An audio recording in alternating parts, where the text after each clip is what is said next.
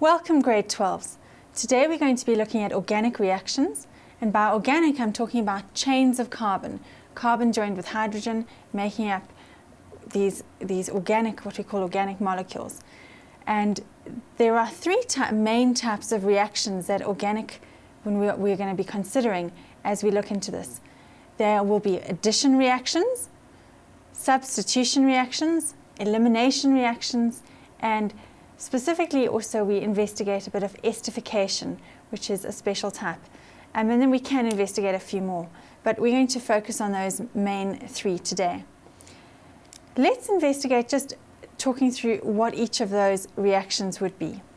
When I speak about an addition reaction, addition, you would know 1 plus 2 is equal to 3. There are two things coming together to make one product. So when I speak about an addition reaction, the best way to identify an addition reaction is to recognize two reactants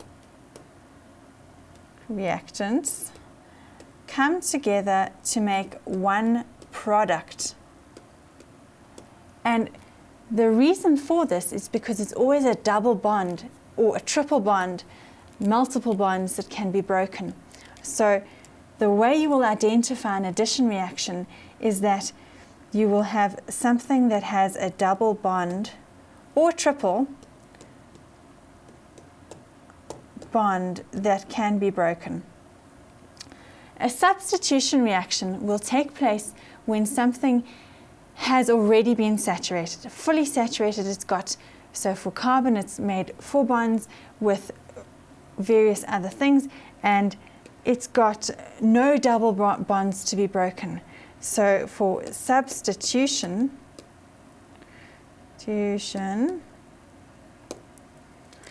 reaction, you will always have a swapping out. So one thing swaps with something else.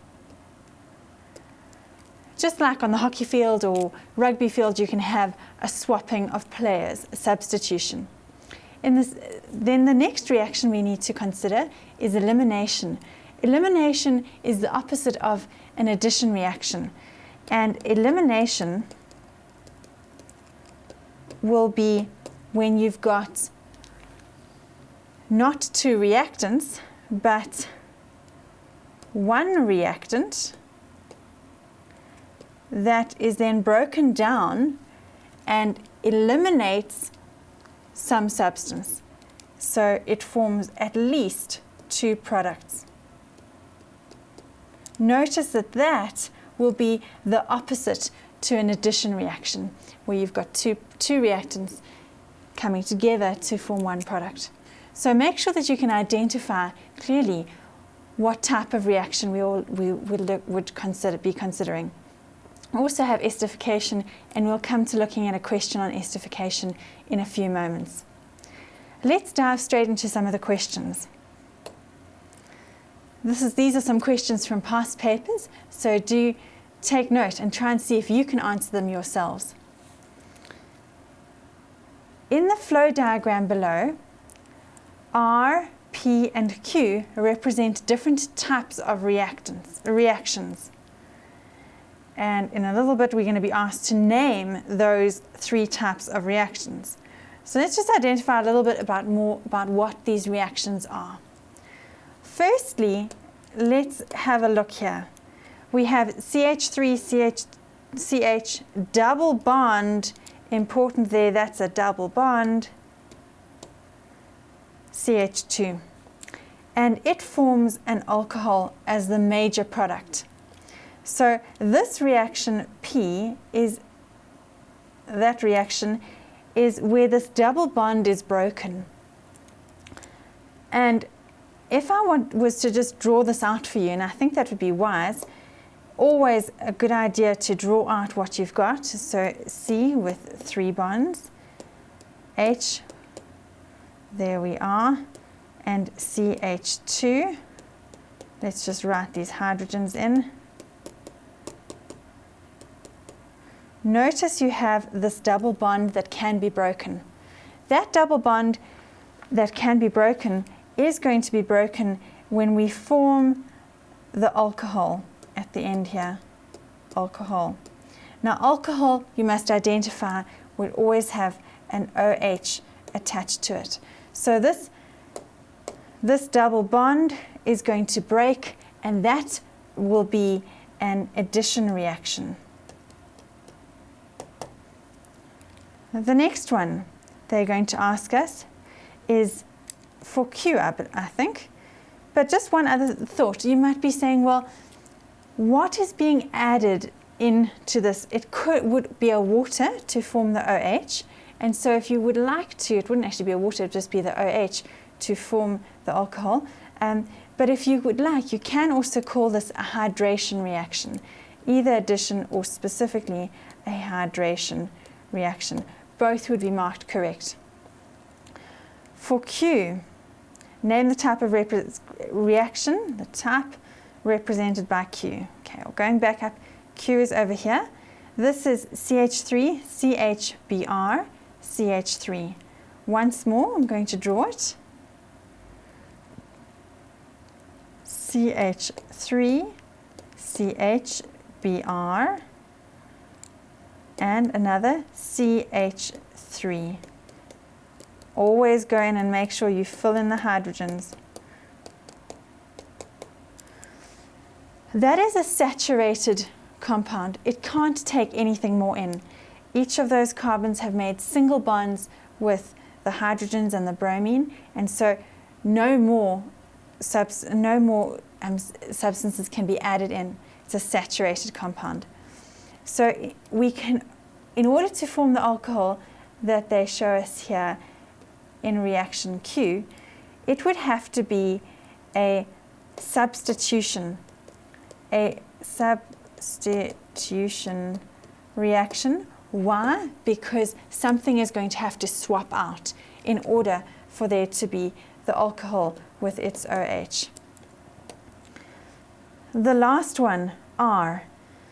R, coming across here, was going from a saturated compound to an unsaturated. By unsaturated, that would indicate that something could be added in, so you always would have to have a double bond for an unsaturated, or triple, or multiple double bonds or triple bonds.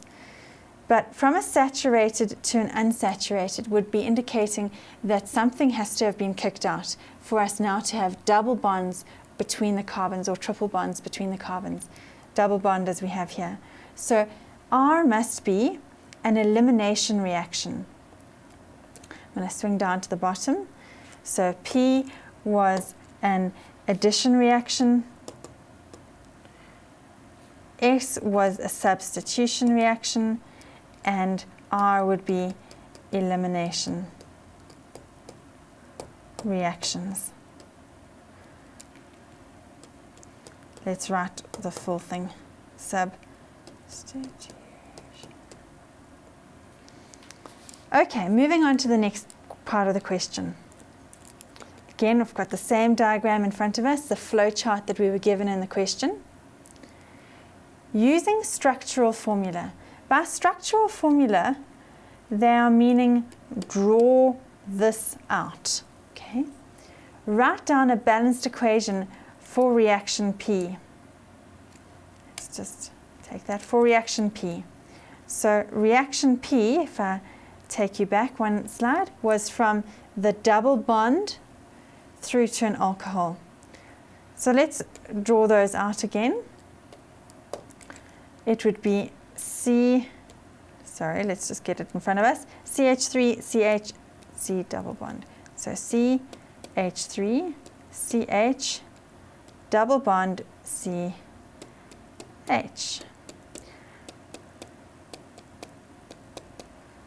Right? That we said was an addition reaction, so something's going to come in and it will form in the end the CH3 with an OH. Now notice that we would have to take up water in order for that to occur. So CH3 and our double bond has been broken.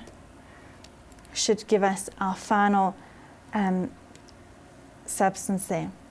This was structural formula. You will lose marks if you simply write the molecular formula or the condensed structural formula. You need to be able to show this out and draw it out. Let's just check the memo at the bottom here and make sure. Notice CH3, CH, double bond CH, 2. Sorry, I missed one out there. This carbon only had 3 bonds. It needs always, every carbon must have 4 bonds because carbon will always make 4 bonds. So notice 1 mark for that original, then 1 mark for showing water. Now I wrote the water just as H2O, but in terms of structural formula, you should write the oxygen in the middle with the 2 hydrogens on either side, as they have given us here. But you would get a mark for writing H2O. For part B, reaction 2. Well, let's have a look at reaction 2. We have information at the top of the page that's going to help us. Specifically over here, the fact that they say compound X is a saturated hydrocarbon. Saturated means it's completely, all the carbons have made single bonds with everything else, and so it's completely saturated. That means that for reaction 2, it can only be a substitution reaction. Why? Because something's going to have to come out in order for something else to take its place. It's a saturated compound, so there's going to have to be a swapping out. Just like in a hockey game or a rugby game, there would have to be one player coming off the field for another one to go on. So a substitution reaction. Let's keep going. We are asked now to write down the structural formula. The structural formula, that is to draw the structure of the product formed in reaction 1. Do you remember I said we might well have to complete this reaction, and we are being asked to do exactly that, to write down the structural formula of the product formed in reaction 1. Now I'm going to start this by writing the structure first of prop-1-ene, and we'll see what needs to be added in and how we will write the structure of the product. So for prop-1-ene, prop is 3 carbons in the chain, but it's got the ene, the double bond, between carbon 1 and carbon 2. So notice I've got a double bond there. Then writing 4 bonds for every carbon. 1, 2, 3, 4, and I'm filling in my hydrogens.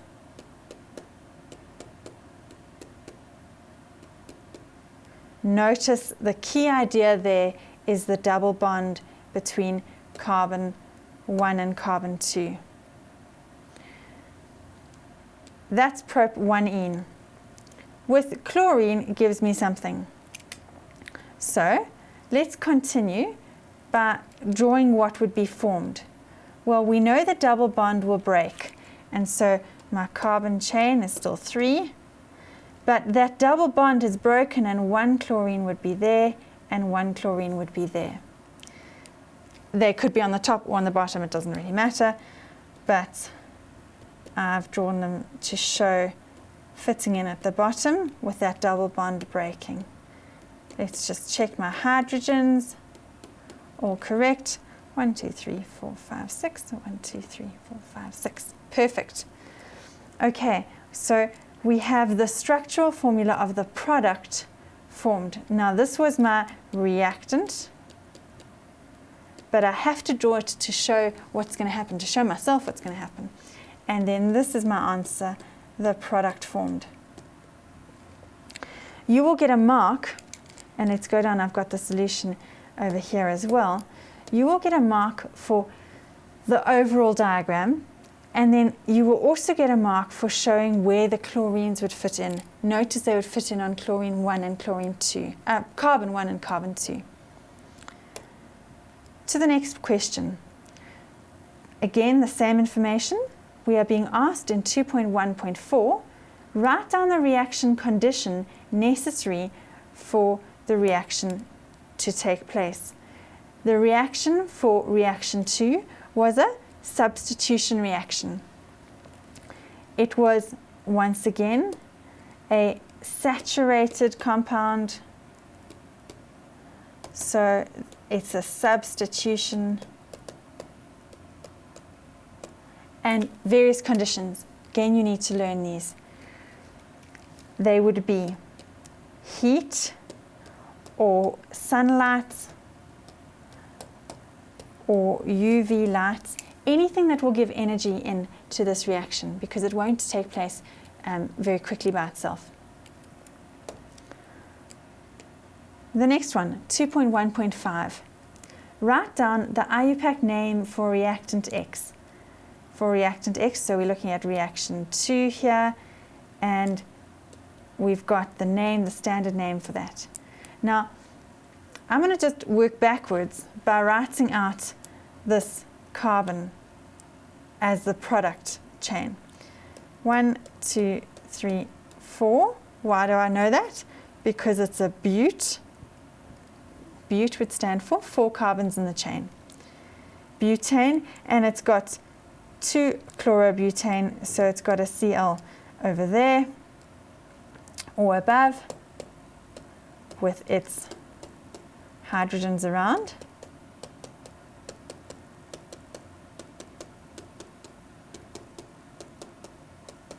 Hydrogens around.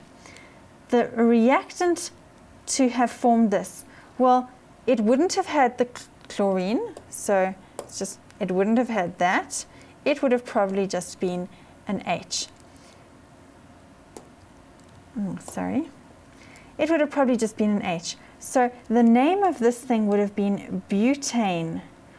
Why? Bute from the 4-ane, because it's an alkane, completely saturated. The next question.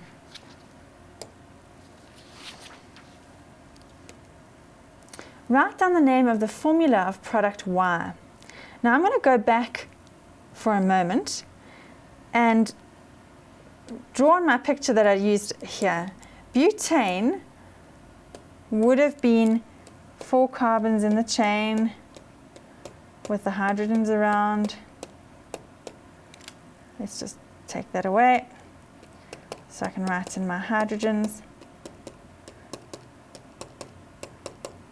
Because I want you to see this in front of you. One of these hydrogens, I'm just going to redraw this one. One of these hydrogens would have been removed, substituted out, and in place chlorine has been taken up. But I had Cl2 there as one of my reactants from the question, coming back here. So in the end, I have a chlorine left over and I have a hydrogen left over, and so that is product Y. Going back up here, that is product Y. Let's write the answer down. Write down the name or the formula of product Y. It would be HCl, which you could call hydrogen chloride or even hydrochloric acid. Strictly speaking, hydrogen chloride, but HCl has been given for you here as well. And they did give you the option to write simply the formula. 2-chlorobutane can either undergo elimination or substitution. Elimination would be kicking something out, causing one of the reactants to form a double bond or a triple bond in the process of kicking something out. Or substitution would be simply a swapping. In the presence of a strong base, such as sodium hydroxide. Now, sodium hydroxide is a strong base because it gives off OH minus or hydroxide ions. 2.2.1. Which reaction will preferably take place when 2-chlorobutane is heated in the presence of a concentrated very important keyword, concentrated sodium hydroxide in ethanol. Write down only substitution or elimination. Now, this comes back to a bit of learning work, and when it's a concentrated base like sodium hydroxide, in this case we've been told it's concentrated with a strong base, sodium hydroxide, it is going to be an elimination reaction.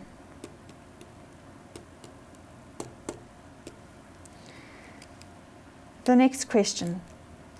Write down the name of the major organic compound formed from that elimination reaction. So we have the name, the IUPAC standard name for the major organic compound formed. With the elimination, something will be kicked out. So they're not focusing on that. They're saying, write down the name for the major organic, the carbon-based, the carbon chain formed. Well, we had 2-chlorobutane. So in this elimination,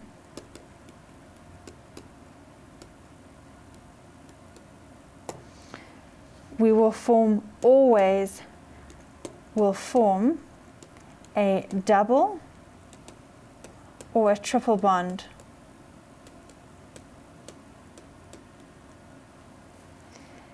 Now, going back to what we had originally been told it was 2-chlorobutane. So the length of the chain is going to stay the same. It will still be a bute, but it will be a bute 2-ene. Now I want to draw that for you, and the reason I want to do that is specifically because I'd like us to, let's go stick with that color. We had the length of the chain, 4 carbons in the chain. We had, and I'm writing the original substance, there were hydrogens around here.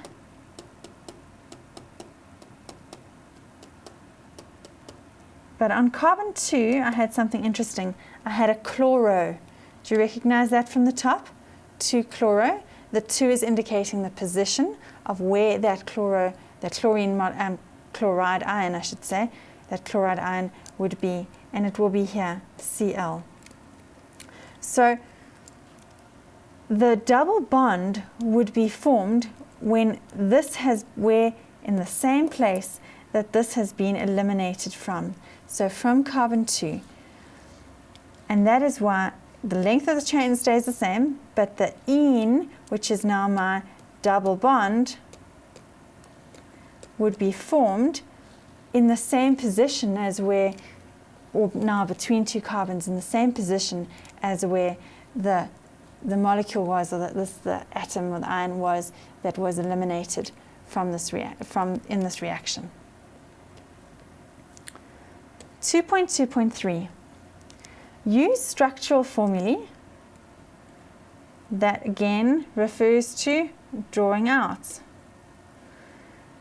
To write down a balanced equation for the reaction that takes place when 2-chlorobutane reacts now with dilute sodium hydroxide solution.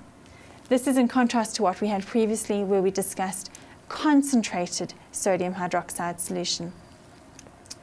In this case, it's not going to be an elimination reaction, it's going to be a substitution reaction, a swapping out. So it is a substitution reaction. Now I want to draw your attention to how many marks this is. 6 marks. So we're going to be writing out quite a full reaction. A balanced equation, so I'm going to start with my reactants. 2-chlorobutane. I have bute being 4 carbons in the chain. 2-chloro, whether we write it top or bottom, it doesn't really matter. But now we need to fill in the rest of the hydrogens. So we work our way around. Okay, the hydrogens, let's just neaten that up.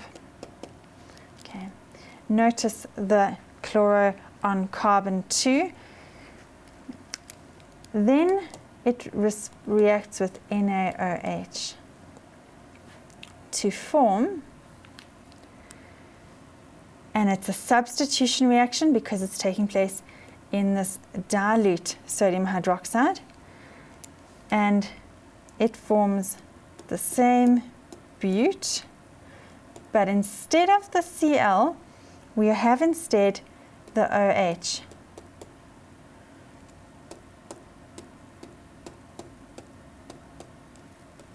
Filling in my hydrogens.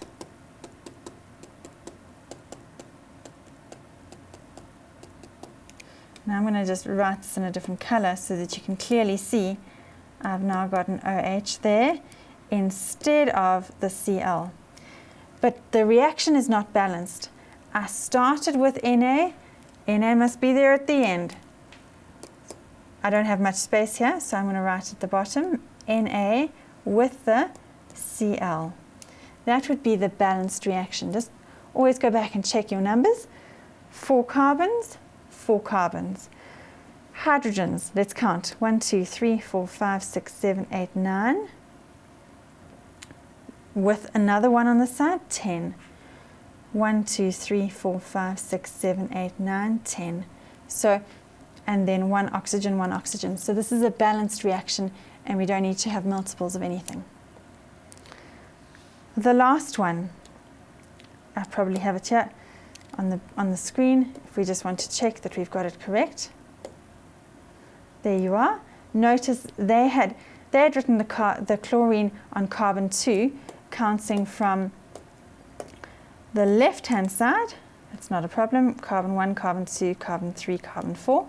Either way would be absolutely fine as long as you're counting, it is on carbon 2. And they drew it above, I drew it below. Not a worry. Everything else absolutely the same. Notice you're getting a mark for showing the chlorine on carbon 2 and a mark for the overall. A mark for the NaOH, a mark for the OH there, as well as for the overall compound, and then for the NaCl. The last question. Write down the name of the type of substitution reaction that takes place in the previous question. So this was, we already discussed, a substitution reaction, but what type of substitution reaction was it? Well, it was a hydrolysis. We already know it's substitution, but the specific type of substitution. Why? Because water was used to break down or separate the hydrocarbon. And notice hydro would be referring to water. Lysis, the second part of this word, means to split or to separate or to break down into its components. So hydrolysis means to separate or to split using water. We've come to the end of this question 2. When we come back, we're going to consider esterification as a specific organic reaction as well. So do join me again.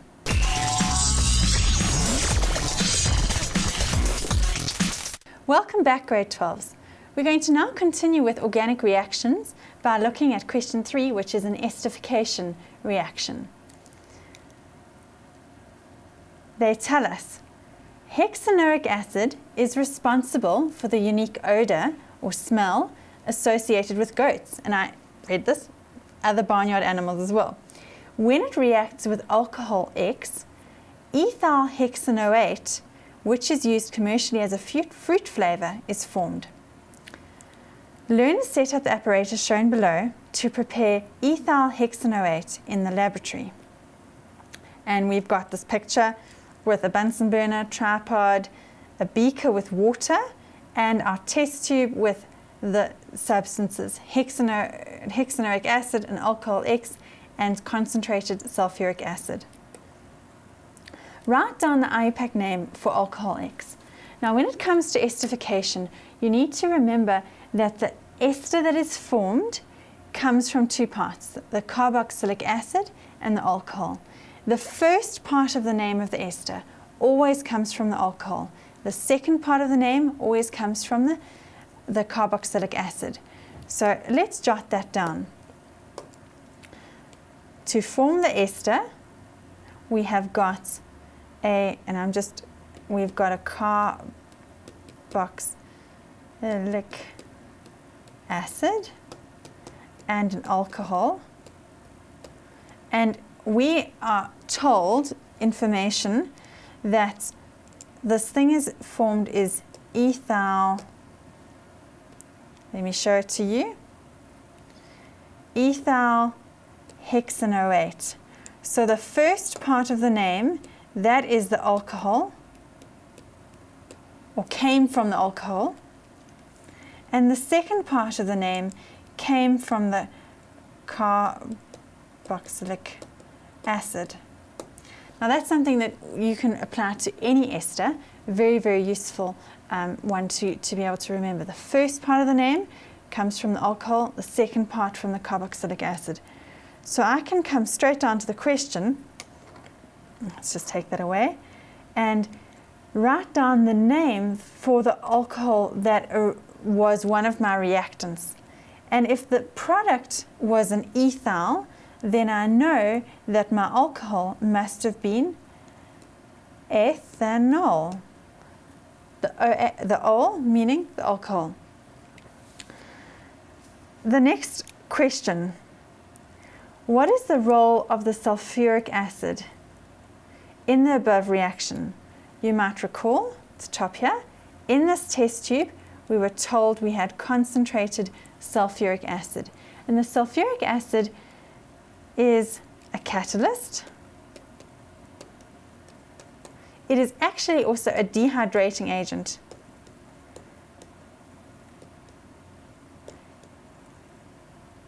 Which means that it would take up water. So a catalyst would speed up the chemical reaction, allowing these things to react. Specifically, sulfuric acid is a dehydrating agent, but both would be accepted for the 1 mark from the memo. Moving on to the next question, 3.3.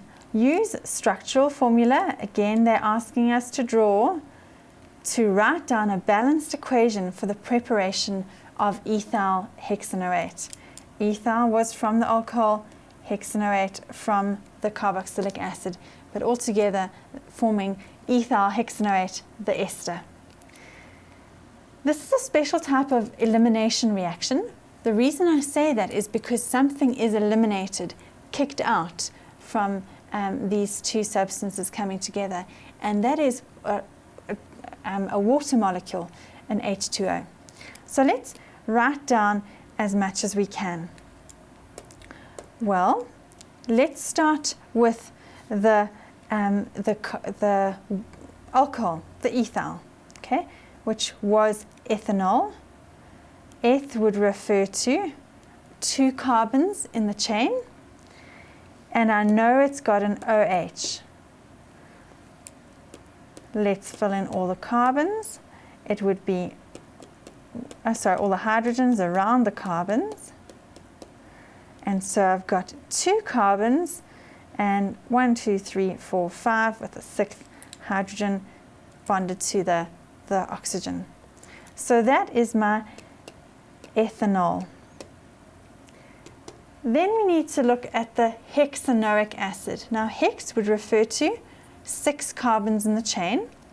So let's start with my carbon chain.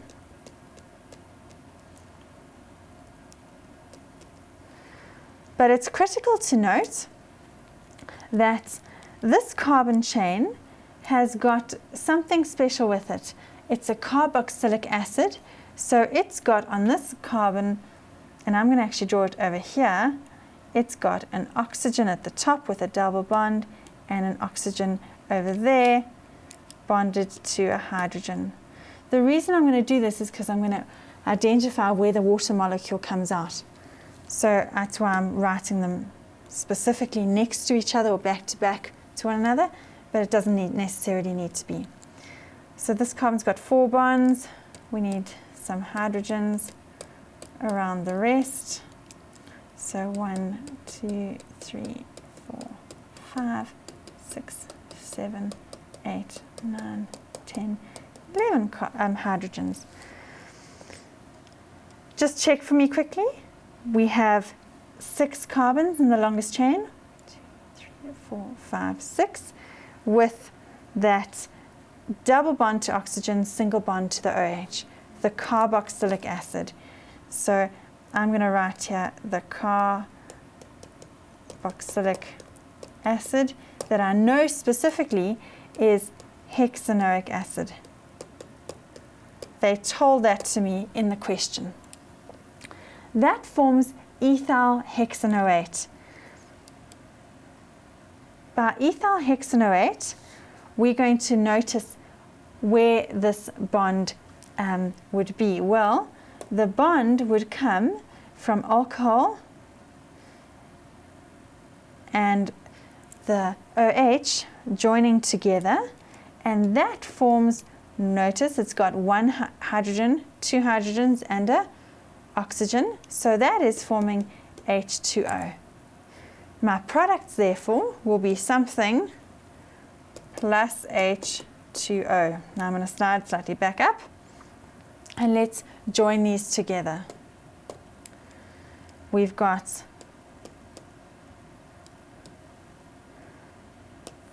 the hydrogens around this first part, which is now called my ethyl, joining with the carbon double bond oxygen.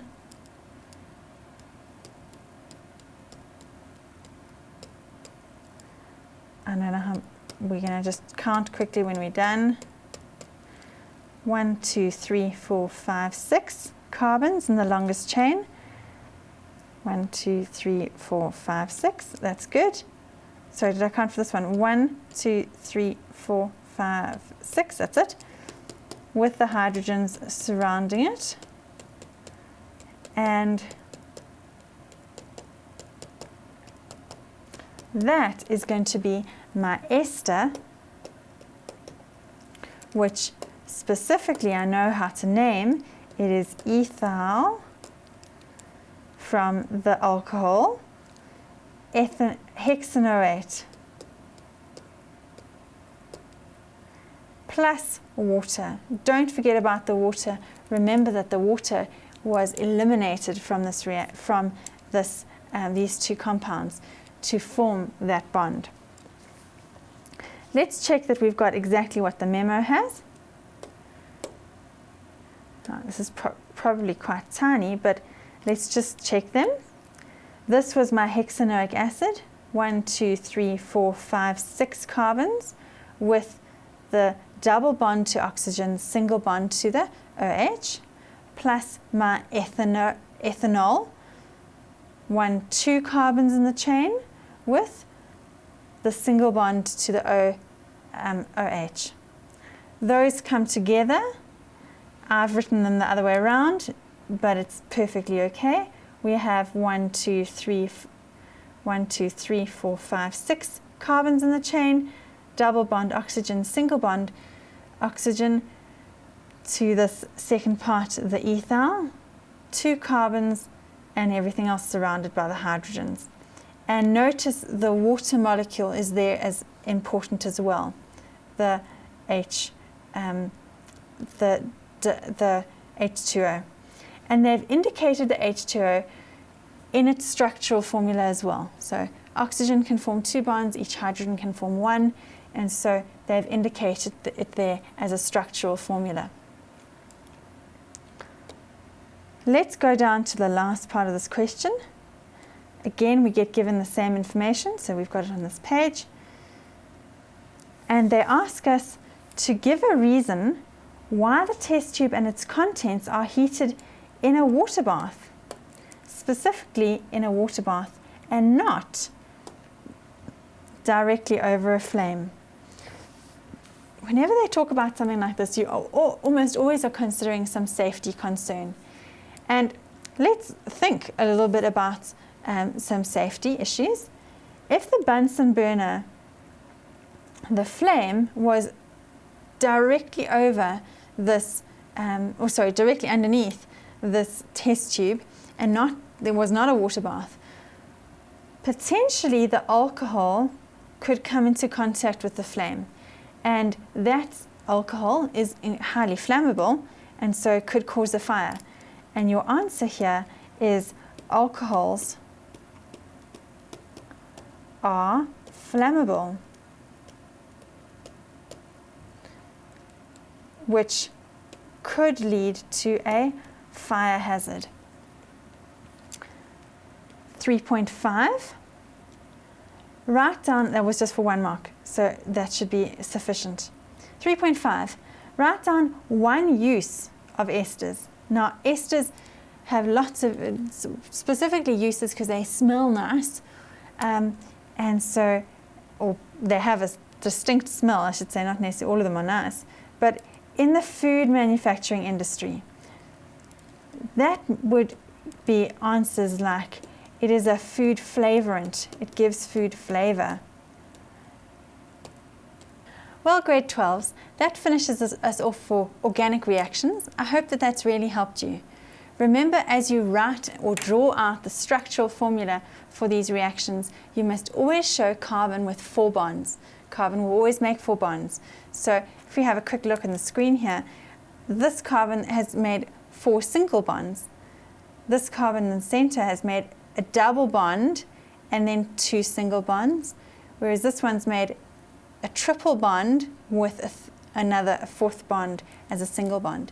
But all of them are making 4 bonds. So do make sure that when you watch out for that when you draw these organic compounds, that you always make sure that every carbon has 4 bonds.